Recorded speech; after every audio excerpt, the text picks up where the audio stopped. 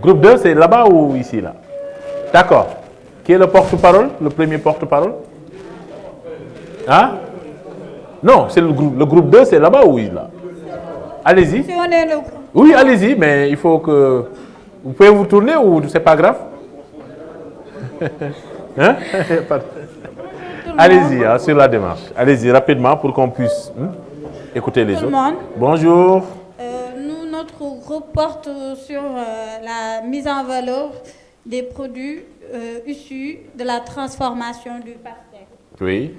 Notre entreprise fait dans la transformation du pastèque. On va cultiver des pastèques et on va les transformer en jus. Et on va prendre les pépites après transformation pour en faire des poudres, des farines de pastèque qui seront utilisées contre les enfants malnutris et aussi pour prévenir la prostate. Ah, intéressant. Et aussi, on va faire... Vous avez fait les tests médicaux pour voir est-ce que c'est un médicament... On n'a pas encore fait ça, mais les études... Il faut l'intégrer, hein? Les études sont là. D'accord, très bien. Il y a certains qui ont déjà travaillé là-dessus et qui ont des résultats probants, prouvant ce qu'on dit. Donc, on sera dans cette démarche. Et aussi, on va faire avec ces graines, des graines grillées et salées pour la dégustation. Pour ceux qui souffrent de malnutrition et autres, ce sera des amuse-bouches. D'accord. Et aussi, on va faire aussi de l'huile, parce que c'est très riche en huile. Et après la transformation, on aura le... Les normes de qualité, hein? Vous les avez intégrées? Parce que l'huile peut être une huile grasse, hein, non? Oui, peut-être une huile grasse, mais on va renforcer cette huile parce que en législation sénégalaise, l'huile doit être enrichie en vitamine A. Donc, c'est une exigence du marché. Donc, vous l'avez intégré, les normes d'hygiène. Oui, très bien. on va intégrer ça. C'est important. Parce qu'il y a des qualiticiennes dans le groupe. Très bien. Donc, et aussi, après transformation de l'huile, on aura le tourteau de graines de pastèque. Oui. Et ce sera inclus dans l'alimentation de bétail. D'accord. Donc, on verra des extensions pour l'alimentation de bétail. Après cela, notre entreprise sera une entreprise SUAR. Oui, très donc bien. à responsabilité limitée. Limitée, oui, unipersonnelle. Du personnel. Donc, ce sera une mise en commun de plusieurs connaissances. Prenez le micro, s'il vous plaît, oui. De plusieurs connaissances. Et elle a des avantages au niveau de la fiscalité, parce qu'il y aura plusieurs apports. Et aussi d'expertise. C'est ça. Parce qu'il y aura beaucoup plus d'expertise. Une multinationale. Et comment l'expertise est...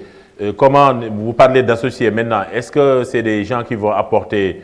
en fait, qui vont faire de l'apport en numéraire ou en industrie, etc. Il faut nous expliquer un peu. Est-ce que c'est de l'argent ou du matériel ou des capitaux? Chacun va apporter un peu de capitaux. Et d'autres vont apporter aussi de l'expertise. Technique, hein? Oui, technique. Aussi, parce que dans le domaine, on aura des connaissances. Chacun va scier dans son domaine une connaissance bien à lui. C'est ça. Donc, c'est ça. Donc, pour la fiscalité aussi... Et vous pensez que c'est un avantage ou un inconvénient, ce système? C'est un avantage. Parce qu'on va connaître, dans notre domaine, on va avoir plusieurs branches. Et chacun sera scié dans son domaine. Donc, on aura l'expertise dont on aura besoin. On n'aura pas besoin d'aller fourcher. Et comment ils seront rémunérés, ces associés-là? Ils vont travailler ou vous les considérez comme des actionnaires?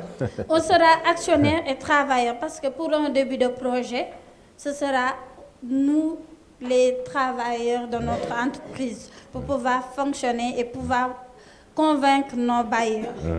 Donc, ce sera ça notre début de projet. Et après, quand le marché sera beaucoup plus fructifié, donc on pourra engager d'autres jeunes comme nous pour pouvoir compléter ce gap au niveau du chômage sénégalais. D'accord, très bien. Donc, vous faites un clin d'œil là? Hein? Au bailleur, là, le chômage sénégalais, est-ce que le bailleur... Le bailleur ne le regarde Ouais, pas. l'État mais sénégalais, d'accord. Ça, c'est l'environnement social, quoi. On va contribuer à notre économie sénégalaise. Parce que le bailleur, s'il ne le fait pas, c'est nous, les jeunes, qui devons bâtir notre pays. Mais vous savez, le bailleur de fonds, il se soucie moins du chômage. Hein? Et oui, il se soucie. Pour lui-même, vous pouvez mettre tout le monde dans le chômage, l'essentiel, c'est d'être payé à la fin du mois. Oui. Alors, c'est un argument peut-être qui va plus parce que être valable pour l'État et les autres autorités. Il est convaincant, il est engagé vis-à-vis de son pays. Oui. Donc ça, c'est un engagement qu'on prend solennellement vis-à-vis de notre pays. Absolument. Donc c'est vers cette optique que je me suis lancée. D'accord, très bien. Ok, donc Très bien. aussi les responsabilités seront limitées aux apports de capitaux. Oui. Donc les inconvénients, c'est que les décisions Sont collégiales. Oui, sont collégiales. Ce n'est même pas un inconvénient, c'est un... Il y a beaucoup de divergences d'opinion. Donc c'est dans cette optique qu'on s'arrête. Et pour la classification de l'entreprise, on va faire dans la production. Dans la production? Oui. Parce que seulement dans la production, avec tout ce qu'on a entendu, parce que vous aurez à... Et il y a quoi? Distribution. Oui. Vous serez aussi bien dans la production, la distribution et la commercialisation. J'ai cité, parce que vous nous avez dit que c'est seulement, on avait compris selon l'entendement que c'était seulement une des catégories qu'on pouvait choisir. Non, une entreprise peut être dans les trois chaînes de valeur. Hein. Production, distribution et commercialisation. Ok. Parce que si vous êtes seulement dans la production et que vous confiez ça à une autre entreprise dans la distribution, ça va être inopérationnel pour vous. Donc une entreprise peut être dans la production, dans la distribution et dans la commercialisation. Oui. Ça, donc, deuxième question, c'est bien ça, hein? Merci. Oui, c'est la deuxième question. Donc l'activité concerne la transformation. Absolument. Ce qui va me permettre de revenir un peu sur les services qu'on va offrir. Donc, c'est-à-dire, comme elle a dit, c'est la transformation de la pastèque. Très bien. Donc, pour en faire premièrement du jus. Donc là aussi, il faut préciser que le jus de pastèque, c'est du jus naturel. Donc, avec beaucoup d'avantages qui se trouvent sur le plan nutritionnel. Il y a des avantages nutritionnels. Et dans le marché actuellement aussi sénégalais, donc la plupart des boissons, c'est des boissons soit synthétisées, artificielles, etc., etc., quoi. Et sur le plan nutritionnel, il faut faire une sensibilisation par rapport à ce que ces boissons-là peuvent nuire à la santé des gens. Et comment aussi les jus naturels, donc surtout le jus de pastèque qui est riche en vitamine A et en antioxydants, etc., qui sont des nutriments très importants pour la santé des gens. Donc ça aussi, il faut faire la promotion également des jus naturels au détriment des jus artificiels. Consommer local. Oui. Non seulement consommer local, mais préserver également la santé des gens. Parce que aussi, le premier médicament des gens aussi, c'est l'alimentation. C'est ça. Donc, il faut faire la promotion quand même des aliments naturels, etc. Quoi. Donc, après également le jus, il y aura les graines de pastèque. Comme elle a dit, on en fera des farines alimentaires. Donc, la graine de pastèque, elle est riche en protéines, en vitamines et en minéraux que les gens ont besoin pour leur alimentation. Donc, ça va permettre d'apporter des aliments variés aussi également. Dans ce cas, il faut aller voir l'ITA également, qui peut vous... On en a travaillé.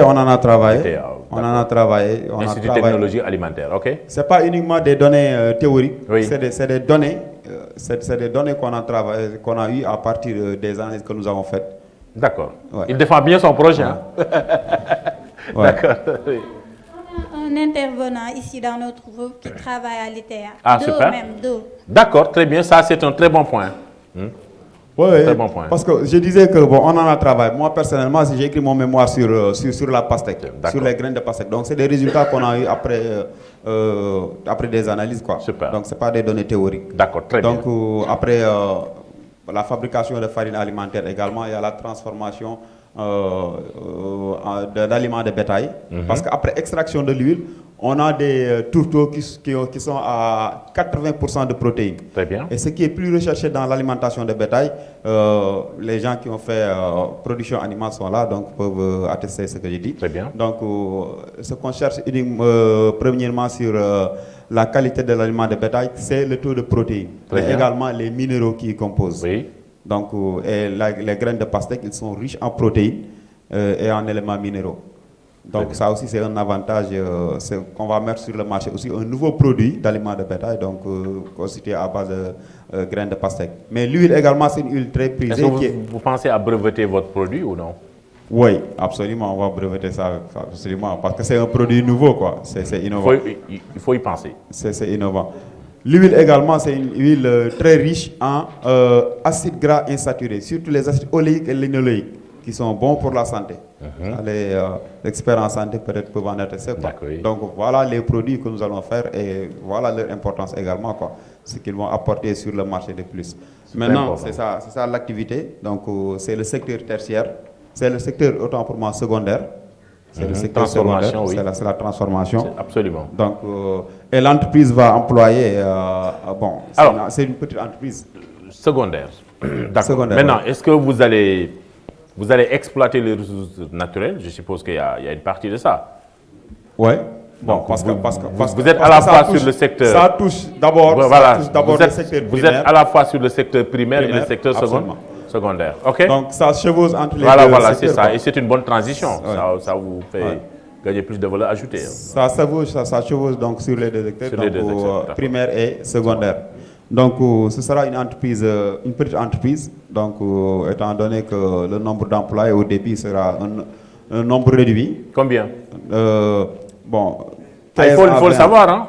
On vous a demandé ça. Est-ce que selon la taille, combien vous êtes, hein? Oui, parce que dans 15 à 20. Oui, 15 à 20, parce que dans chaque secteur, dans chaque ligne de production, par exemple le jus, la farine, l'huile, l'aliment de bétail, on sait combien de personnes on va déployer pour chaque ligne de production, quoi.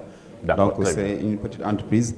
Et le chiffre d'affaires qui est attendu, avec un chiffre d'affaires prévisionnel de 280 millions, 320 000 francs. En moyenne, quoi. En moyenne, quoi. Okay, en moyenne, oui. Vous êtes dans la ligne toujours des très petites entreprises. Donc pour la troisième question, je passe. Oui, d'accord, très bien. Merci. Oui. Voilà, donc je veux juste revenir pour préciser, éclairer sur le caractère innovant donc de cette association, de cette entreprise.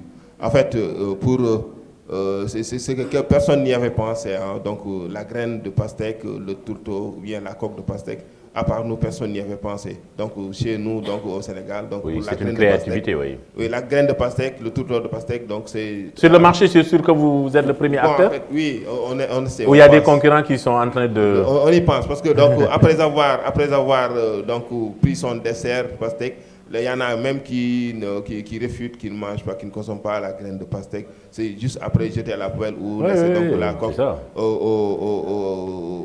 au mouton, etc. Maintenant, d'où le titre ou bien le nom. Mais comment vous allez récupérer ces graines-là?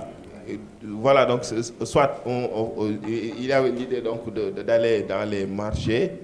Par exemple, dans les marchés où sont exposés donc, les pastèques et récupérer ça. Oh là là, est-ce que ça, c'est pas aléatoire? C'est de la collecte. Parce que moi, c'est ma question principale. Comment vous allez... Est-ce que vous allez proposer un produit de pastèque où il n'y a pas ces graines-là? Ou est-ce que... Comment vous allez faire, quoi? Non, pour récupération des graines. Donc, après, sur la ligne de production, on passe d'abord par la production du jus.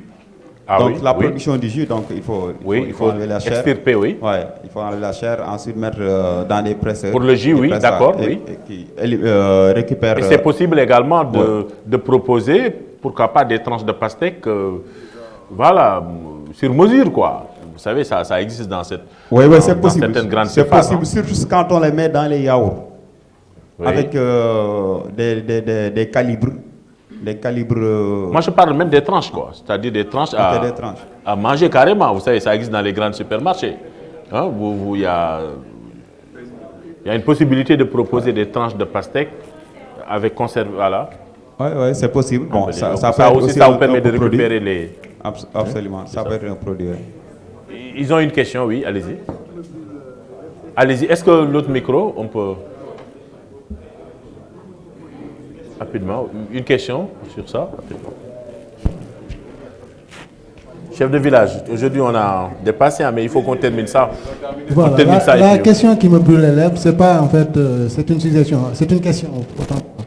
Et que vous, 1 kilo de graines de pastèque, vous utilisez combien de pastèque pour 1 kilogramme? Ah, bonne question. Est-ce que vous avez pensé à ça?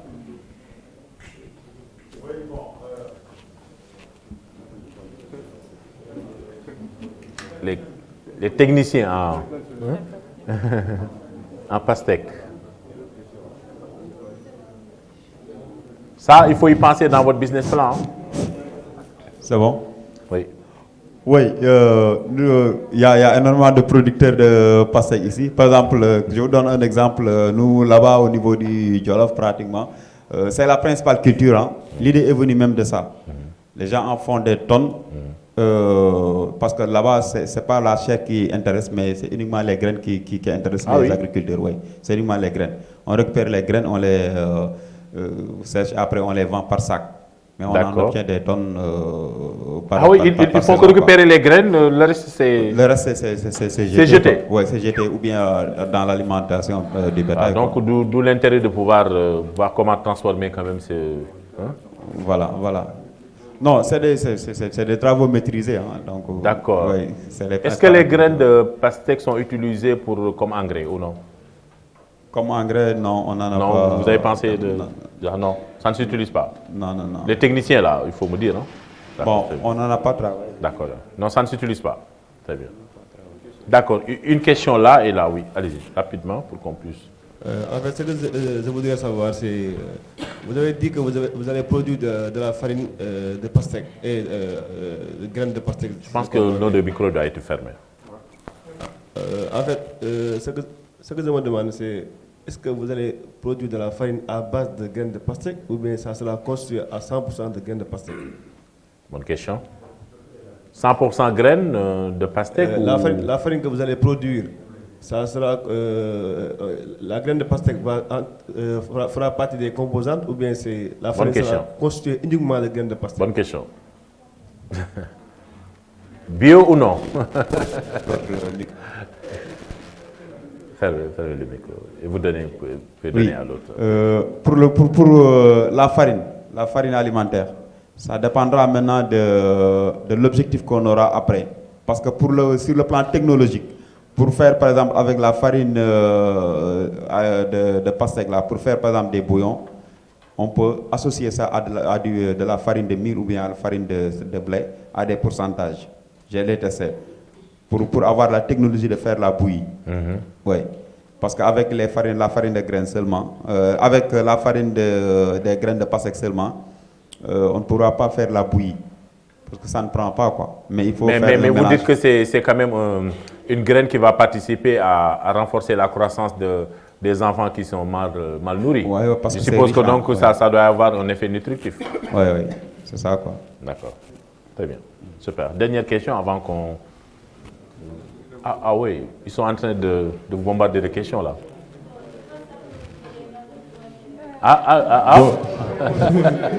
Non, mais il faut le breveter, il n'y a pas de souci.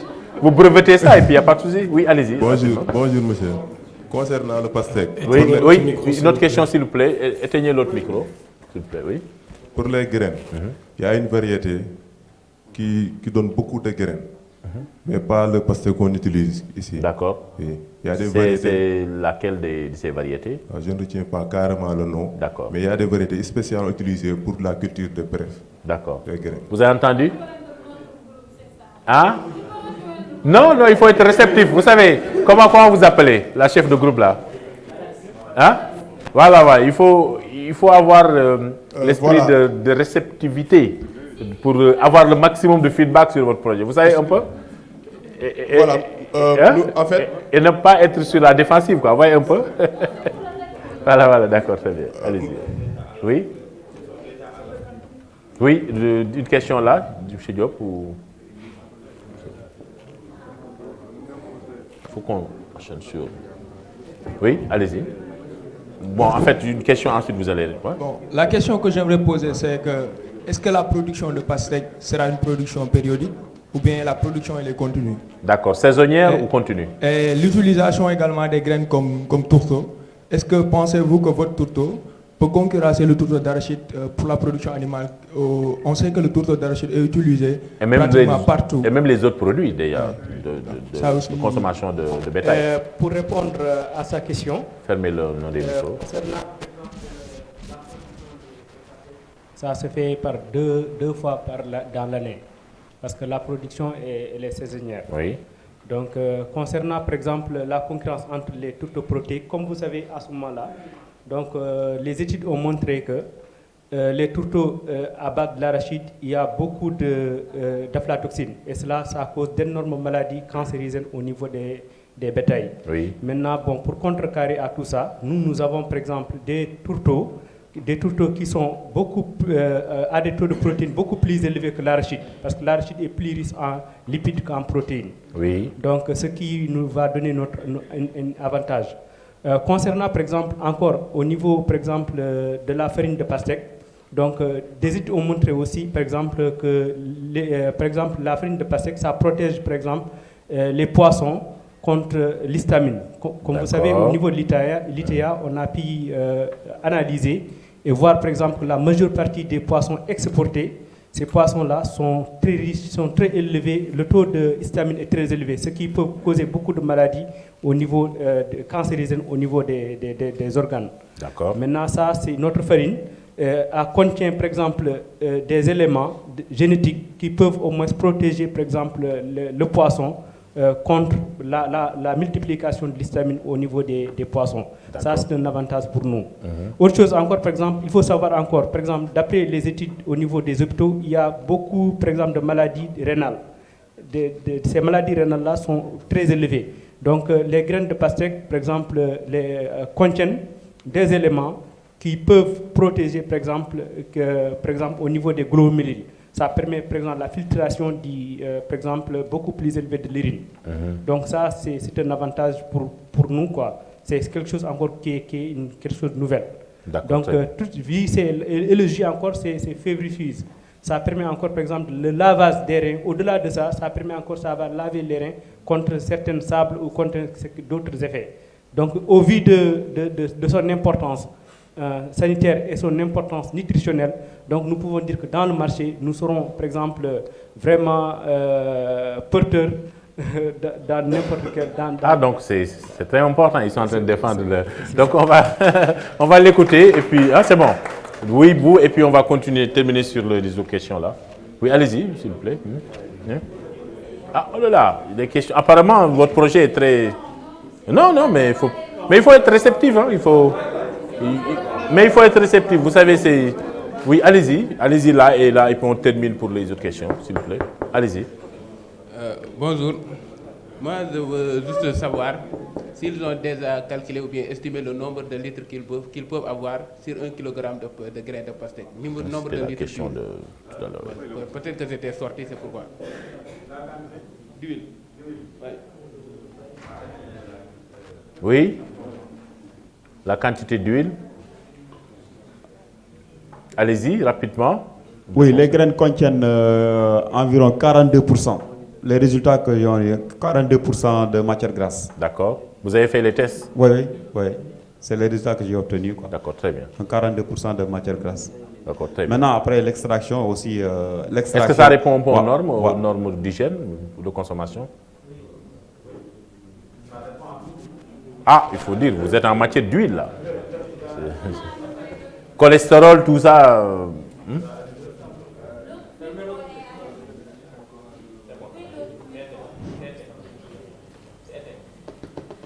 Oui, allez-y. C'est bon. C'est bon, allez-y. Oui, la partie huile même, je l'avais donné même au niveau du laboratoire de l'École supérieure polytechnique de Dakar avec M. Nicolas Issou. Vous connaissez, avec Mme Mar, c'est un laboratoire de dénommement. Pratiquement tous les échantillons, la plupart des entreprises sont amenées là-bas pour des analyses. Donc pour dire qu'un travail sérieux a été fait là-dessus. D'accord, très bien. Ouais, donc, parce que pour celui qui va vous financer, il va s'intéresser un peu aux normes d'hygiène, parce qu'il pense que s'il n'y a pas de normes d'hygiène, le produit ne sera pas bien commercialisé. Un peu, voilà. Et il y a des problèmes de part de marché après. Les normes d'hygiène ne dépendent souvent que de ceux qui font la production. D'accord. Ils mettent en place. Bon, ça c'est le rôle du service qualité, quoi. D'accord, très bien. Donc, j'ai été contrôleur qualité depuis plus de 13 ans, quoi. D'accord, très bien, super. On prend le... C'est bon? Et puis on passe aux autres questions, s'il vous plaît. Donc moi j'avais une petite suggestion à vous faire. Donc étant donné que vous êtes dans le domaine de la pastèque, donc, et que la production n'est pas du tout stable toute l'année, donc il y a une période de l'année où la production est beaucoup importante et une partie est réservée à l'exportation.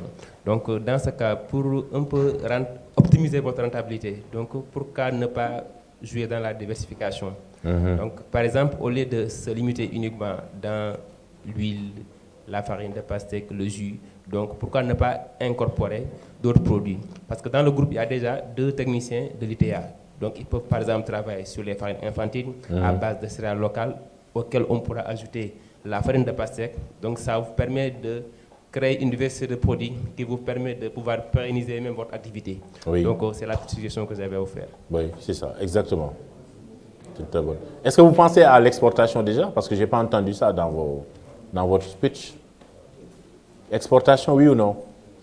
L'exportation, c'est dans un futur prochain. D'abord, on stabilise notre entreprise au niveau local pour pouvoir s'orienter vers d'autres marchés potentiels. Très bien. Au niveau continental et après international. International. Pour l'international, il faut beaucoup insister sur tout ce qui est qualité et normes. Sur sa suggestion, il n'a pas bien saisi notre pitch. Parce qu'on a dit qu'on va faire des farines pour les nourrissons. Et mon collègue lui a dit qu'on va faire des farines à base, avec d'autres compléments, avec d'autres farines pour les enfants malnutris. Et on va faire en guise de complément alimentaire pour ces enfants. Et on va faire une farine exclusivement à base de pastèque. D'accord, très bien. Donc pour d'autres gens qui souffriront d'autres maladies. D'accord, très bien. Qui visera ça. Alors, on continue sur vos structures organisationnelles pour un peu enchaîner, que vous envisagez rapidement. Prenez le micro. Oui. Le management de proximité, vu qu'on est avec des directions bien définies et chacun a son secteur d'activité qu'il maîtrise mieux. Donc, et dans l'organigramme, il y a qui déjà? Dans l'organigramme, oui, ce qui est prévu, la gérance. Il y a le gérant. Oui, la direction, oui. Bon, qui est élu par un conseil d'administration. Oui. Qui peut être élu par la majorité ou par le détenteur de plus d'actions. Oui. Qui peut nommer le gérant ou qui peut être lui-même le gérant. Oui. Et après, on a différentes directions. On a la production. Exactement. On a la comptabilité. On a le DRH, la direction du DRH.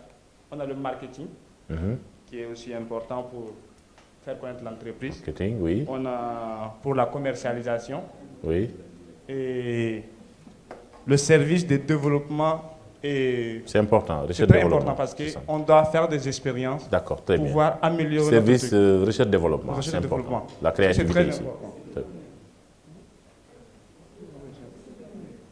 Et pour cela, on n'oublie pas aussi le service de qualité. Très bien. Ça aussi, c'est très important. Très bien, d'accord. Est-ce que ce service qualité, vous ne pouvez pas le rapprocher un peu de la recherche-développement? Oui, on peut dire Parce que sinon, vous risquez d'avoir des services, 10 services avec, dans chaque service, une personne. Ça veut dire que le personnel qui est au nombre de 15 risque d'avoir, voilà, chacun un service, quoi. Ici, on a voulu mettre... Et ça évite un peu, encore une fois, au démarrage, de supporter des coûts qui sont inutiles. Au démarrage, vous devez éviter d'avoir quand même un personnel pléthorique. Concentrez-vous sur les missions essentielles ou les fonctions essentielles de l'entreprise. OK? OK. Voilà, c'est ça. OK.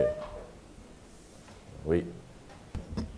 Voilà, la quatrième question. Citez 3 de vos qualités de manager qui pourraient constituer des facteurs clés de succès pour votre entreprise. Voilà, il y a d'abord la connaissance du produit, la vision créative et imagination. C'est important pour vous parce que vous êtes dans l'innovation ici. L'innovation, oui. Très bien. Et la capacité à résoudre les problèmes. D'accord, capacité à résoudre des problèmes. Expliquez-nous, quel genre de problème vous serez tenté de résoudre? C'est une matière qui n'est pas assez connue dans sa transformation. Donc il faudra avoir les capacités à relever les différentes étapes de la production. C'est ça? Voilà. D'accord, très bien. Très bien, super. Alors, il y a peut-être un fait, je vais ajouter, essayez d'intégrer la capacité de communication. Je parlais du chef de projet. Vous savez, moi je suis un banquier, je vous écoute, je sais que vous êtes très calé dans votre domaine, mais il faut savoir les sortir, c'est important. La capacité de communication. Vous êtes le porte-parole de votre entreprise. OK? Et quand vous êtes le porte-parole de votre entreprise, vous devez avoir une autre image. Je ne parle pas de vous, mais de ce que vous parlez comme projet. OK? Donc, il faut savoir exprimer quand même les idées, avoir une meilleure coordination n'est-ce pas, dans les argumentaires. Vous voyez, c'est important. Parce que le banquier qui vous écoute, si le produit n'est pas très bien connu, il va vous écouter à un moment donné, il se perd. OK? Alors que si vous expliquez bien le produit, vous expliquez l'innovation technologique de façon très claire, je pense que ça peut être de très bons points pour le financement. OK? Il faut savoir mettre, n'est-ce pas, l'aspect de la communication comme un point fondamental.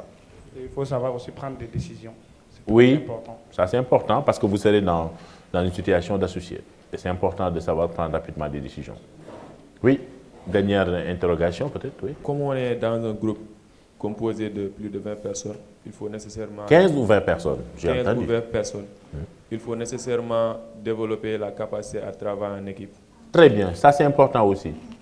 Taire les querelles, taire les points de discordance et puis essayer d'avancer, n'est-ce pas, vers un objectif. On l'a dit, l'entreprise poursuit une finalité. C'est la somme des individus mais qui poursuivent, n'est-ce pas, une finalité. OK? Très bien. Donc, je vous remercie. On vous remercie également. Vraiment, ça a été... Il y a eu beaucoup de questions, mais c'était important parce que l'objectif, c'était de bien connaître quand même votre projet, quoi. Vous savez, il y a eu beaucoup de questions parce que c'est un projet intéressant aussi. Allez, dernière intervention du groupe 3, avant qu'on prenne la pause. Donc, le groupe 3, au début, s'activait dans le domaine du secteur secondaire. Donc, c'était dans les énergies renouvelables. Entre-temps, on a changé pour venir au secteur primaire. Ah ouais? Parce que le premier motif, c'est que les membres s'activent dans des domaines différents. Donc, pour faciliter l'apprentissage dans ces types de mise en situation, donc on a décidé de changer, de migrer dans le secteur primaire. Pour cette fois-ci, choisir une ferme intégrée qui fait du maraîchage et de l'embauche bovine. Donc, c'est vous avez laissé les énergies renouvelables. Renouvelables, oui, tout à fait. Carrément. Hein? Carrément. Parce qu'il y a d'autres arguments. Donc, vous allez nous dire ça? Parce que pour qu'on comprenne un peu pourquoi cette marche en arrière. Donc, au début, c'était la semaine dernière quand l'autre prof nous avait suggéré de constituer le groupe afin de travailler sur un projet. Une membre s'était portée volontaire pour proposer son projet. Donc, au cours de discussions, des échanges qu'on a eu à faire dans les travaux, donc il s'est posé un problème de confiance, de sécurité. Donc, après, la décision a été prise donc, de ne plus continuer ce projet-là, mais d'abandonner carrément, quoi. Est-ce que l'idée du projet était mûrie? C'est ma première interrogation, oui. Parce que si un bon manager ne doit pas quand même reculer de ce point. Est-ce que c'était mûri? Est-ce que le fait de revenir en arrière, est-ce que c'est une bonne position déjà? Personnellement, ce n'était pas mon idée. Donc, du coup, l'idée c'était de faire du charbon bio à base de résidus végétaux issus de la taille des plantes, de la fiente de végétaux, de la fiente de poulet ou bien des... Qu'est-ce qui vous empêche alors de pouvoir diversifier? Parce que non seulement les activités d'énergie renouvelable et de les combiner avec les activités du secteur primaire. Certainement. Je pense, hein? C'est une bonne transition de transformation. Oui. C'est possible. Dans le même projet, avoir aussi bien ce que vous êtes en train de dire pour le secteur primaire et les énergies renouvelables. C'est fort possible parce que dans l'embauche bovine, on a tellement de quantité de déjection de vaches qu'on peut utiliser pour la méthanisation afin de faire du biogaz et du digesta qui va nous servir à enrichir notre parcelle agricole. Donc du coup, le biogaz peut aussi nous servir à générer, à avoir de l'énergie si on installe un générateur électrique qui fonctionne au biogaz. Donc du coup, on est autonome dans le côté fonctionnement énergie. Donc c'est l'énergie qu'on ne vendra pas, mais pour faire fonctionner les activités qu'on l'on fait en termes de conservation, chambre froide, ainsi de suite. Donc ça, on avait pensé à ça. Donc du coup, dans les discussions... en tout cas, une première critique, c'est ça. C'est-à-dire un manager ne doit pas trop faire des allers-retours. Quand on a une idée, il faut être téméraire. J'ai entendu ça quelque part, téméraire. C'est-à-dire vous devez également avoir quand même l'esprit d'audace et de combativité. Je pense que c'est... S'il y a des points à améliorer dans votre projet, c'est ça. Il faut... Oui, continuez, on ne va pas vous déstabiliser. Ok, non, c'est... Les discussions n'ont pas été abouties, donc c'est en dernier lieu que les changements ont eu lieu. Donc du coup, on n'est pas tellement entré en profondeur côté échange. C'est pourquoi on a préféré simplifier pour un début. Parce qu'on sait qu'on est en évolution. Donc plus tard, la chose sera bien faite. Maintenant, pour un début, on a dit que pour simplifier les choses, proposons maraîchage et embauche bovine. Parce que l'objectif, c'est d'avoir le feedback du prof que vous êtes pour nous orienter. Donc, c'est ce qui nous a poussé à simplifier les choses. Mais cela n'empêche que plus tard, on va intégrer ce que... Quel est l'aspect innovant dans ce que vous voulez faire, maraîchage et embauche bovine? Est-ce que c'est innovant? Est-ce qu'il y a une certaine créativité qui est là? Je suis en train de poser la question. Oui, l'innovation réside dans le fait que... Est-ce qu'on n'est pas dans la saturation pour ce secteur aussi? Pas tellement. Donc, parce que non seulement le mode de production, c'est le mode agroécologique, donc qui est pratiqué pas d'une manière très élargie au niveau national. Et l'autre aspect, c'est que le choix des spéculations. Il y a des spéculations que l'on opte à faire en contre-saison, quand il n'y a pas une très forte production. Par exemple, si je prends le cas de l'oignon, donc au Sénégal, l'oignon c'est à partir de pratiquement mars, avril que les gens récoltent. Et quand tout le monde récolte, donc ça se reflète au niveau du prix. Mais donc, attention, pour l'oignon, il y a deux types d'oignons. Oui. L'oignon qui est importé et qui est là. Maintenant, à un moment donné, l'État est obligé de bloquer l'oignon importé pour permettre à la production locale de marcher. Est-ce que vous savez, pour l'oignon, il y a, je pense, beaucoup de productions qui ne sont pas vendues. Est-ce que vous avez... Nous, notre oignon subsistera en même temps que l'oignon importé. Comment? Quelle est la stratégie que vous utilisez? On a choisi une variété qui est cultivée en Afrique de l'Ouest. Donc, je ne retiens pas le nom, mais qui résiste à la rudeur climatique de l'hivernage, que l'oignon que les gens utilisent, tel qui est le bleu de Garmi, ne peut pas supporter, concernant la chaleur surtout et l'humidité. Donc du coup, notre oignon, donc vu les conditions culturelles, donc on peut, après récolte, c'est un oignon qui peut se conserver 6 mois après. Donc c'est ça notre avantage. Donc, et comment vous allez percer le réseau de distribution, la clientèle, tout ça? Quelle est la stratégie commerciale que vous allez utiliser pour un peu capter une part de marché importante? Parce que c'est un marché qui est très concurrentiel. Allez-y au Wallo ou même, je ne sais pas, mais dans la vallée, c'est actuel. Oui. Est-ce que vous pouvez nous dire davantage sur votre stratégie de conquérir le marché? Il y a mon collègue qui va... Oui, voilà, très bien. C'est des questions B2B. D'accord, donc concernant l'oignon, le problème c'est que, bon, au niveau du Sénégal, lorsque on doit cultiver l'oignon, lorsque il y a un stade où on doit arrêter l'arrosage, et après on doit sortir le produit sur terre. Maintenant, le problème avec les Sénégalais, c'est qu'ils veulent jouer avec le poids. Ils ne laissent pas sécher totalement l'oignon. De ce fait, il y a une putréfaction qui est un peu rapide des fois des bulbes d'oignon. Donc ça ne favorise pas, c'est pas favorable dans le marché parce que eux, ils préfèrent acheter l'oignon importé. Dans l'oignon là, bon, c'est suffisamment séché. Alors vous avez dit quelque chose d'important. Les Sénégalais, quoi? Ils veulent jouer sur le poids en fait. Sur le poids? Sur le poids, parce que lorsque vous séchez le produit, il y a de l'eau qui s'évapore. Oui. Et c'est moins pesant. Donc, c'est moins rentable lorsque vous vendez.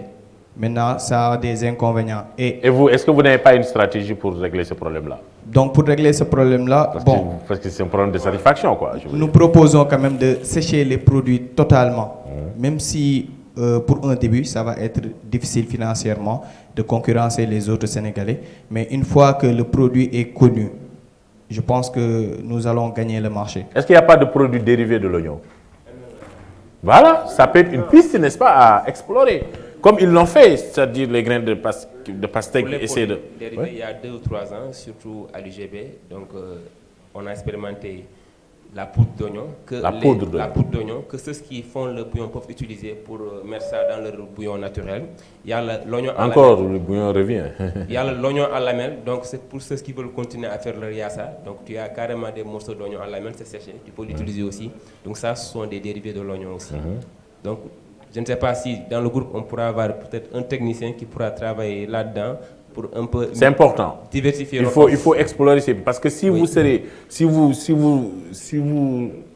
êtes seulement dans la chaîne de valeur, production de l'oignon, sans pour autant réfléchir sur les produits dérivés, votre projet va être saturé. Vous voyez un peu? Oui. Voilà. Donc ce n'est pas seulement l'oignon, c'est un ensemble de cultures maraîchères, donc en fonction de la période de la saison, donc et de ce qui existe dans le marché, c'est comme ça qu'on va calquer notre production pour ne pas avoir un stock qu'on ne pourra pas vendre. C'est tout ça, la conservation également du produit. Oui.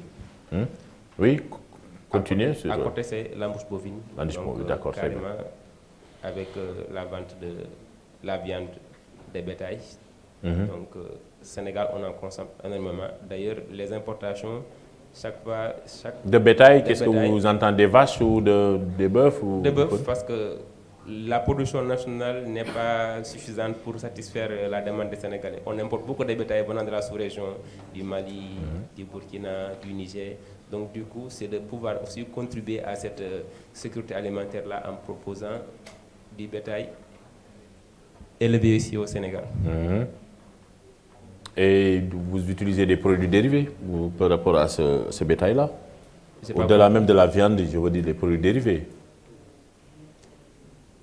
Le tonnage des pots, est-ce que vous pensez à commercialiser des produits laitiers? Ça aussi, il faut le savoir. Hein? Il faut savoir ce que vous voulez faire. Est-ce que c'est carrément vente de bétail ou vous essayez quand même de... Le lait, c'est destiné aux transformateurs. D'accord, il faut aller jusque ça. Nous ne transformons pas, nous produisons, nous vendons tellement. Il y a des industriels qui viennent recueillir notre production. Oui. Et certains, en échange, peuvent nous proposer de l'aliment bétail. Mais ce n'est pas avec tous les producteurs. Oui. D'accord, très bien. C'est pour ça que l'on compte un peu par. Est-ce que ce n'est pas un secteur qui est en train d'être saturé, l'embouche bovine? L'embouche bovine.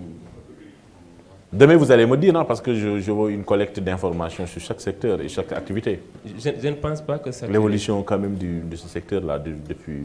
Parce qu'au Sénégal, on aime tellement consommer la viande, donc les fêtes de... Oui, mais ça, c'est des fêtes. Tamkharit, les fêtes religieuses, les gamous. Chaque mois, tu entends un gamou dans une localité quelque part au Sénégal. Les gens Mais est-ce que ça, c'est pas sectoriel, je veux dire?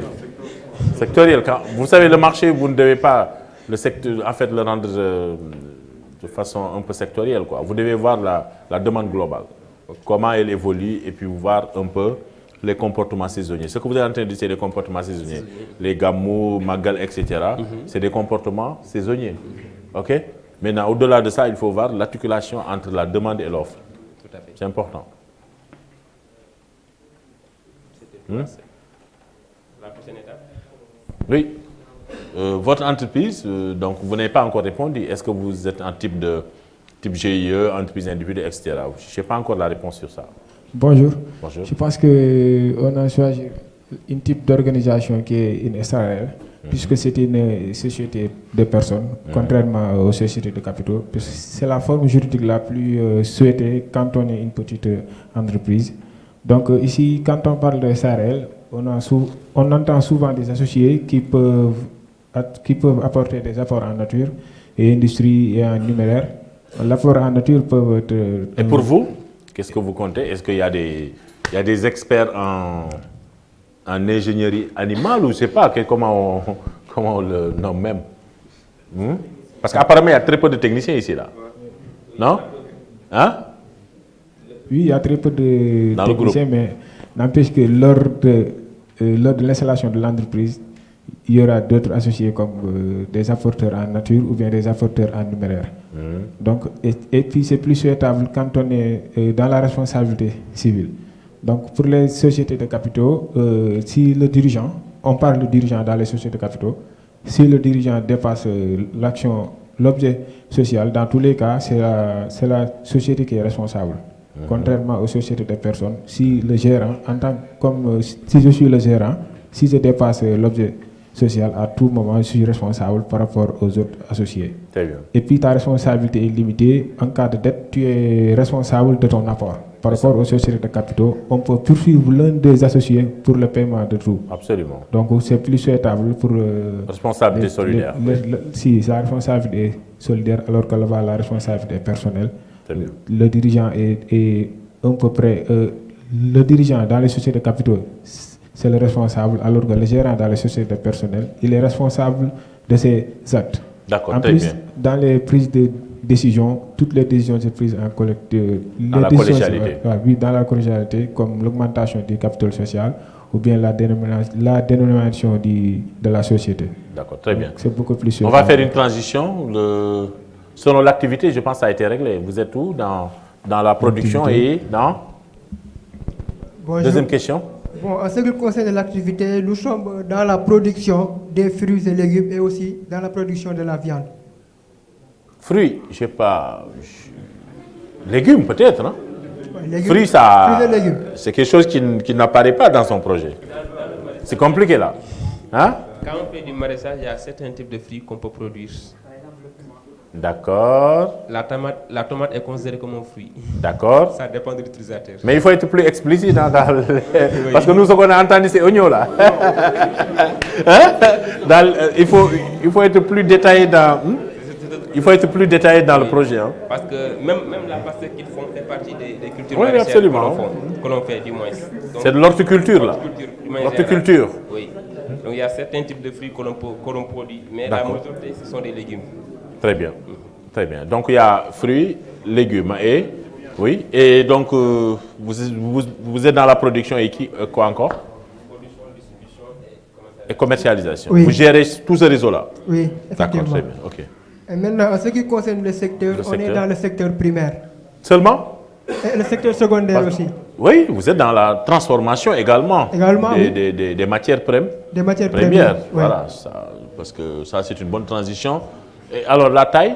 La taille, bon, on a jugé nécessaire d'utiliser une petite entreprise. Oui, quelle est la taille du personnel? La taille du personnel, entre 15 employés. 15, Ouais, le chiffre 15 d'affaires maximum. prévisionnel annuel? Ah, si vous ne le savez pas à ce stade, c'est grave. Non, parce que c'est quelque chose qu'on vient de changer. Parce qu'avant, ce n'était pas l'idée de projet. D'accord. Voilà, mais maintenant, désormais, à partir de ce jour, il faut le mûrir parce que demain, je vais beaucoup vous fatiguer avec ça aussi. D'accord, Et ce y a pas de projet-là souci. qui sera retenu pour l'élaboration du business plan. D'accord. OK? Voilà. Fonction administrative, rapidement. Administrative. Fonction administrative. Oui? Alors, j'ai senti qu'il y avait très peu de coordination entre vous aussi. Hein? Oui. Vous savez, dans le projet, il faut faire jouer les rôles rapidement. Là. Allez-y. Comme on est en SARL, on a jugé nécessaire d'appliquer le management de proximité. Très bien. En fait, s'il y a des informations à passer aux employés, on essaie juste de se concerter ensemble, de faire des tables rondes ou bien des réunions ensemble. On essaie de passer les informations. On essaie d'échanger ensemble pour que chacun donne ses idées. Très bien. Et finalement, on essaie de les synthétiser et prendre une décision finale. Et comment vous voyez un peu l'architecture organisationnelle? Il y a le gérant et qui encore? D'abord, il y a le conseil d'administration. Après, il y a le gérant. Maintenant, au niveau en bas du gérant, maintenant, il y aura certaines personnalités comme responsable marketing, commercial, financier, production, ainsi que la transformation.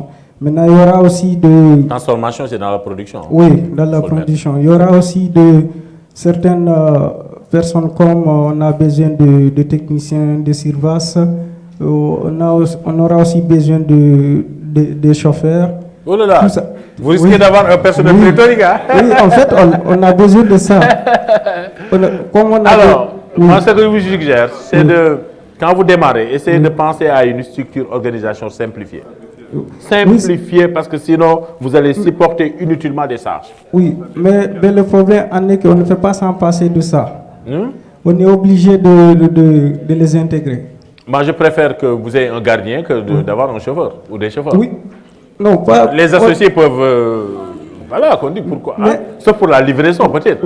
Et même le chef du service comptable, le chef du service commercial peut servir. Voilà. Donc, je pense qu'il faut éviter, au départ, d'avoir quand même une organisation bureaucratique, comme on voit dans les administrations. On n'a pas besoin d'avoir plusieurs chauffeurs, on a besoin d'avoir juste un seul chauffeur. D'accord, vous avez vu. D'accord, Oui. allez-y. Je ne parle pas de 3 ou 4 chauffeurs, on a besoin juste d'un seul chauffeur. D'accord, en fait. pour faire quoi? Oui. Pour faire quoi? Pour, en fait, s'il y a pour la livraison, en fait. La livraison, le chef du service commercial peut le faire. Hein? Ah, mais c'est... Ben oui. Parfois, il se peut qu'il n'est pas disponible. Bon, c'est son rôle, hein? Ouais, c'est sa fonction quand même. Sinon, vous risquez d'avoir une organisation bureaucratique. Bureaucratique. Alors, dans un premier temps, il faut avoir une shortlist de personnes utiles, vraiment utiles. Maintenant, lorsque l'entreprise va connaître un développement où l'activité va s'agrandir, vous pouvez, selon les besoins quand même, s'attacher les services même de 2 ou 3 chauffeurs pour livrer dans les régions. Vous voyez un peu? Mais au départ, il faut vraiment avoir un... Voilà, il faut vraiment rationaliser les coûts. Hein. Ça aussi, c'est le problème de beaucoup de nos chefs d'entreprise. Oui. Quand on est chef d'entreprise, il faut qu'on montre qu'on est chef d'entreprise. Oui. Qu'on puisse avoir notre propre chauffeur, qu'on puisse avoir notre propre secrétaire, qu'on puisse avoir même... voilà. C'est assez difficile, quoi. Vous voyez un peu? Voilà. Très bien. Dernière question maintenant. Oui, c'est fini? C'est-à-dire, je demande comment ils vont faire. Vous allez arrêter l'irrigation ou bien vous allez cesser... Bonne question. Bonne question. Donc, concernant l'oignon, il y a un stade dans les fiches techniques où on doit arrêter les arrosages. Maintenant, si toutefois nous arrêtons les arrosages, on doit sortir les bulbes d'oignon et les laisser par terre. Et s'il y a la pluie qui fait ça? S'il pleut? S'il pleut. En tout cas, il faudra protéger les bulbes d'oignon jusqu'à ce qu'il y ait le soleil. Maintenant, nous devons les... Quand il y a la pluie, comment vous faites? Il faut me dire. Est-ce qu'il y a un système qui permet de pouvoir retenir la pluie? Peut-être comme alternative, nous pouvons recourir à d'autres types de séchage. Mais en tout cas, lorsqu'on arrête les arrosages et on sort les bulbes d'oignon, on doit les sécher après. Le séchage, ce n'est pas seulement le fait de pouvoir arrêter l'arrosage. Je pense qu'il y a... Oui, une question là, 2 questions. Apparemment, les gens... Oui, commencez, il n'y a pas de souci. On peut passer le micro. Bonjour, merci beaucoup de votre présentation. Mais j'ai une question à vous poser par rapport à une de vos secteurs, ça va être la production de viande. Vous avez dit que vous allez faire une production de viande, mais sans expliquer aussi comment le faire, c'est-à-dire donc les bêtes que vous allez, le processus, donc les bêtes que vous allez mettre en place, c'est des bœufs, des veaux ou bien des quoi. Ensuite, quel est votre marché? Est-ce que vous avez aussi pris toutes les précautions à prendre pour respecter la chaîne de froid, pour éviter l'altération de votre produit? Les normes de qualité et d'hygiène. Oui. Très bien. Première question. Alors, retenez cette question-là, une autre question, là, 2, 3, et puis on va vous donner la parole pour finir. Pour la fin, ok? Merci pour la présentation. C'est juste une précision en fait. Dans les fiches techniques pour la production d'oignons, il est préconisé d'arrêter d'arroser 10 jours avant la récolte. D'accord, vous avez bien entendu? Oui. Ça permet de libérer le maximum d'eau qui n'appartient pas à l'oignon. Comme ça, après cela, tu pourras stocker, si tu respectes les normes de stockage, tu pourras stocker pendant longtemps. D'accord, très bien. Oui. Maintenant, la plupart des producteurs n'acceptent pas de faire cela parce que ça diminue le poids. D'accord. Oui, c'est ça. D'accord, très bien. Et quand le poids est diminué, les gens ne s'intéressent pas à ça, quoi. D'accord, une autre question ici. Ah, vous avez capté le micro, là. Concernant la production d'oignons, oui. Arrivé à un certain moment, l'État bloque l'oignon importé. Oui, tout à fait. Mais si l'État débloque ça, est-ce qu'ils pourront concurrencer l'oignon importé? Bonne question. Quelle stratégie pour faire face à cette politique de l'État? Parce que vous allez vous ajuster par rapport à l'environnement aussi. Ça, on va y revenir dans la séquence qui va suivre. Une autre question, deux questions ici, et puis on vous donne la parole. Appuyez. Bon, c'était une précision, mais l'autre monsieur a répondu. Il a dit on va sécher les oignons, mais on ne dit pas sécher, on dit ressuyage. Avant 15 jours avant la récolte. Ah, ça c'est bon, ça va. Vous allez il y a beaucoup de techniciens ici, hein? Oui. Très bien. Oui. C'est bon, ça va. En plus aussi, les cultivateurs, les producteurs d'oignons mettent beaucoup de durée dans la culture. C'est pour ça que l'oignon est difficile à conserver. D'accord. Ça aussi, le dosage. Hein? Le dosage, il faut bien l'intégrer. Donc vous allez le capter comme associé? Moi, en fait, j'ai juste une question. Oui, M. Diop, c'est par rapport en fait à la valeur ajoutée de votre projet. Ah. C'est-à-dire qu'est-ce que votre projet il apporte de plus? Parce que la production d'oignons et de viande, ça peut se faire, je veux dire, un peu partout, quoi. C'est juste par rapport à ça. Très bien. Le surplus, l'innovation, la créativité. Alors, c'était ma question tout à l'heure. Est-ce que vous ne serez pas dans une situation de marché saturé après? La saturation est là parce que vous n'avez plus d'opportunités à saisir. Oui, vous répondez au bloc de questions et puis... Tous les autres membres peuvent répondre. Hein. Je pense que... Allez-y. Hein. Donc, concernant la production, certes, on peut dire que l'oignon est une culture qu'on peut faire partout ici au Sénégal et qu'il y a beaucoup de gens qui le font, et d'autant plus qu'il y a l'oignon importé. Mais s'il y a une chose qui ne se fait pas actuellement comme il le faut ici au Sénégal, c'est l'agroécologie. Expliquez-nous qu'est-ce que c'est. L'agroécologie. Parce que récemment, avec les journées de l'agroécologie, avec le DTS, Dynamique de la transition agroécologique au Sénégal, l'agroécologique est un mode de vie qui allie la production animale et la production végétale. Où quand même on utilise les produits bio comme les biopesticides pour pouvoir lutter contre les insectes et utiliser comme des fongicides, etc. Donc on peut dire que là-bas la production est plus saine. Mais malheureusement, au Sénégal, les gens ne sont pas carrément sensibilisés sur cette question. Mais quelle est votre stratégie pour les sensibiliser et capter le maximum de parts de marché? Parce que s'ils ne sont pas sensibilisés, c'est parce que soit ils ne s'intéressent pas à ce produit-là, soit ils sont sous-informés. Maintenant, quelle est votre stratégie de communication pour un peu capter cette marque commerciale? Donc, comme stratégie de communication, je pense que nous pouvons utiliser les différentes voies de communication, comme la presse, comme les réseaux sociaux, entre autres, pour quand même faire témoigner des gens comme des médecins sur l'utilisation des produits issus de l'agroécologie. Je pense que cela va être déterminant, et aussi... Si toutefois la sensibilisation passe, je pense que certes nous avons des concurrents, mais il y aura une nette différence. Aussi, nous allons faire de sorte que nos produits soient quand même, entre guillemets, je dirais, codés.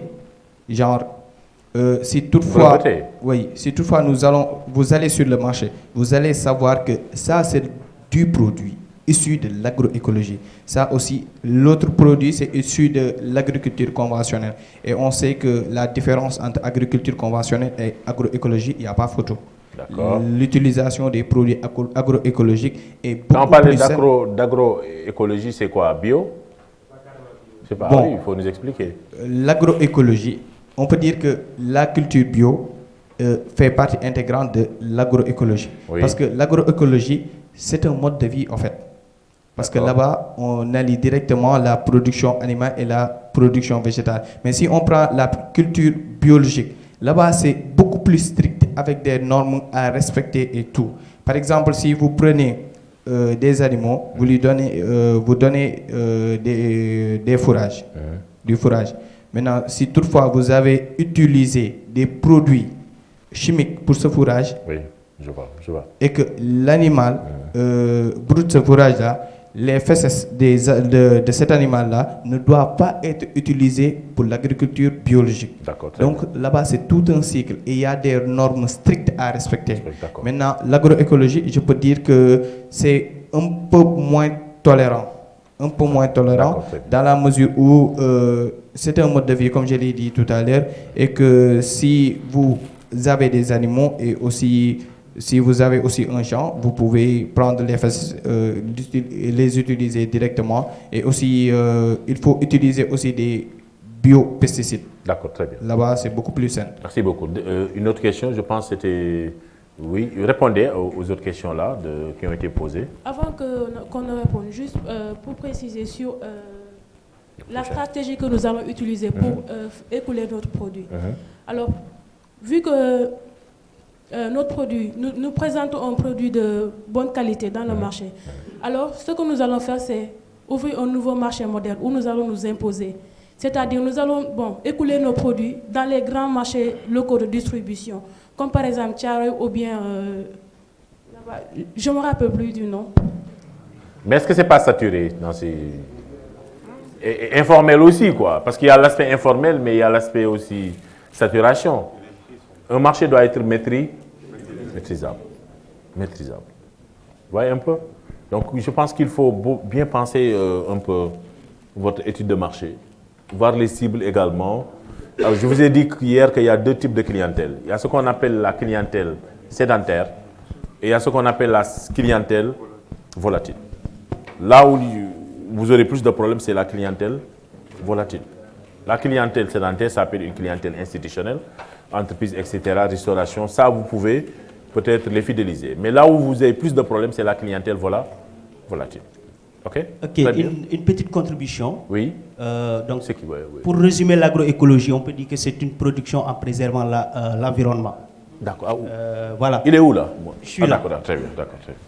Donc, une précision aussi. Donc, je suis séduit par ces dires. Voilà, parce que moi, j'ai vécu l'expérience sur le terrain. Donc, les producteurs, ils n'ont pas cette formation-là. Et ils utilisent les pesticides comme ils le veulent. C'est ça. Et dans l'usage des pesticides, il y a ce qu'on appelle le délai avant récolte. Souvent, pour faire un traitement, il faudrait respecter cela. Donc, ça varie selon le produit. Souvent, il y a de ces producteurs, pour écouler le produit, qu'est-ce qu'ils font? Ils traitent aujourd'hui et le lendemain, ils le récoltent, ils le vendent au marché. Ils ne respectent pas vraiment les normes d'hygiène, en quelque sorte. Très bien. Et pour ce qui est du bio, comme il l'a dit, ce sont des règles très strictes. Donc, il faudrait déjà avoir un label. Donc, au Sénégal, je ne pense pas qu'il existe un label pour cela. Donc, mais dans les autres pays plus développés, il y a de ces labels-là qui certifient le bio. Et pour le bio aussi, il faut respecter ce qu'on appelle un cahier de charges. C'est ça. C'est-à-dire la disposition du champ, être éloigné dans un champ qui ne produit pas du bio. Et c'est plus strict. C'était juste ce que je voulais apporter comme contribution. Merci beaucoup, c'est gentil. Bon, dernière Mais l'autre question aussi, c'est, vous parlez d'écouler des produits. Et là, est-ce que votre produit aura le même prix que celui qui produit dans le conventionnel? Ça aussi, c'est important. Si ce n'est pas compétitif, les gens vont aller dans le produit conventionnel. Dernière question, s'il vous plaît, avant qu'on leur donne la parole en dernier pour pouvoir un peu, s'il vous plaît. Parce qu'on doit prendre notre pause qui est carrément dépassée de midi déjà. On termine ça et puis voilà. Juste pour vous féliciter votre brillante présentation et l'importance du projet. Et bon, disons, vous voulez faire une culture bio qui respecte les normes agroécologiques. C'est ça. Je crois que ça, c'est quelque chose de nouvel et que vous avez de l'expertise sur là-dessus. Donc, il est très important d'inclure dans votre projet par exemple, donner des services, c'est-à-dire des formations des petits agriculteurs qui ne connaissent pas sincèrement, par exemple, les méthodes agroécologiques pour mettre sur le terrain. Vous pouvez l'ajouter à votre, il faut votre projet. inclure dans renforcement votre, de capacité destiné aux producteurs de base. Des formations, etc. Producteurs de base. Des formations sur le terrain, des cas pratiques. Maintenant, bon, vous voudrez par exemple faire des cultures, par exemple, essentiellement biologiques. Donc c'est possible parce que certains pays aujourd'hui, comme la Suède, cultivent essentiellement bio. C'est ça. Donc c'est possible pour ça de mettre ça au Sénégal, vu par exemple les difficultés que les cultivateurs ont pour protéger par exemple leur environnement. Maintenant, comme vous savez, par exemple, l'oignon est confronté à d'énormes ravageurs, des destructeurs comme les insectes, les chenilles, etc. Oui. Donc on vous pose la question de savoir quels sont les moyens de protection que vous allez mettre sur le terrain pour protéger par exemple les oignons. Bonne question. Contre, par exemple, ces différents ravageurs-là. Bonne question. Oui, répondez maintenant à cette palette de questions. Et puis, dernière question. Oui. Les envahisseurs et les ravageurs. Donc, on a prévu une série de mesures à base de biopesticides que l'on peut fabriquer localement avec des plantes telles que le nîmes, les feuilles de papaye, les feuilles de bantamare, c'est... Le nom scientifique, c'est... Est-ce qu'en utilisant ça, vous êtes toujours dans le bio? Oui, je dirais que dans le bio, parce que c'est sans danger pour l'homme. Donc il y a 6 plantes que l'on peut utiliser pour faire notre composé de biopesticides pour lutter contre les ravageurs. D'accord, très bien. D'accord, très bien. D'accord, très bien. Aussi, pour cette question, il y a 2 alternatives. Comme il l'a dit, on peut utiliser l'Agerecta indica, c'est-à-dire le nîmes. On peut utiliser... Bon, les feuilles, on peut utiliser le fruit. Bon, il y a plusieurs choses qu'on peut utiliser au niveau de l'Agerecta indica. Mais aussi, on peut utiliser directement les biopesticides. Parce qu'il y a une entreprise qui s'appelle Biofitech, qui est ici au Sénégal et qui produit des produits biopesticides. Mais le problème, c'est que toujours la communication, les gens ne sont pas assez informés. Donc l'aspect sensibilisation, il faut... Oui, donc là-bas, pour cette question... Dernière question, s'il vous plaît. Le temps est compté pour certaines questions qui n'ont pas été répondues, mais il faut nous excuser là pour qu'on puisse prendre... Allez-y, dernière question, vos qualités. Ok, bon. Je tiens à rappeler tout simplement que le projet vient d'être tout juste réfléchi. Donc c'est une idée de projet qu'on vient de proposer récemment. Donc le projet qu'on maîtrisait le mieux, c'était l'ancien projet. D'accord. On avait toutes les... Mais faites l'articulation, une suggestion de taille, l'articulation entre ce que vous voulez faire actuellement et ce que vous avez prévu avant. Je pense que c'est une bonne articulation et ça vous fait plus de chaîne de valeur. Non, même. Pour l'ancien projet, donc on a décidé de l'arrêter juste parce que bon, c'est pour protéger le projet d'un de nos collègues. Ah oui. Donc, on ne voulait pas s'aventurer. Mais le projet est collectif, hein? Non, mais c'était le projet qu'on avait à étudier. Mais bon, elle a proposé qu'on lui laisse avec son projet. D'accord, très bien. Répondez aux 3 qualités maintenant, s'il vous plaît. À la dernière question. Les 3 qualités, bon, nous avons passé de donner comme qualité, d'abord comme première qualité, être positif. Être positif, c'est-à-dire que le manager doit être toujours de bonne humeur. Donc pour pouvoir montrer toujours une bonne humeur, pour pouvoir motiver son équipe, pour mieux avoir une rentabilité. Est-ce que ce n'est pas une maîtrise en soi? C'est plus la maîtrise en soi. Ça peut être une maîtrise en soi. Une maîtrise en soi. D'accord, très bien. Deuxième qualité? Deuxième qualité, c'est l'esprit d'équipe, c'est-à-dire être pragmatique. Bon, avoir une communication d'abord verticale et horizontale. Horizontale, les deux, oui. Quand il faut prendre des décisions, il faut prendre des décisions. Oui. Mais quand il faut partager la communication, il faut également partager celle-ci avec les autres. Communication, effectivement. Et pour la dernière qualité, donc, être courageux. Être courageux, je veux dire par là donc, que le manager doit être donc, un relayeur entre le conseil administratif et son équipe. Mais est-ce que être courageux, ça ne veut pas dire ici Le fait de pouvoir résoudre les problèmes qui se... Oui, résoudre les problèmes aussi, oui. Résoudre les problèmes parce que le manager aussi est vu comme une personne à solution. Donc, quand il y a un problème, donc son équipe vient le consulter pour qu'il puisse proposer des solutions là-dessus. Et lui également, quand il a des problèmes, il doit pouvoir quand même les surmonter. Il vient vers son effectif pour le partager. Très bien. Mais merci à tous les groupes, on va les applaudir. Merci également à tout le monde. C'était déjà, ça m'a permis un peu de voir la configuration des projets. C'était bien pour la suite, parce que nous aurons en fin de session aujourd'hui un autre travail à présenter demain matin. C'est la collecte la veille. Maintenant, demain, c'est la journée du business plan. Et chaque groupe également va travailler sur au moins l'articulation du projet par rapport au business plan. Oui.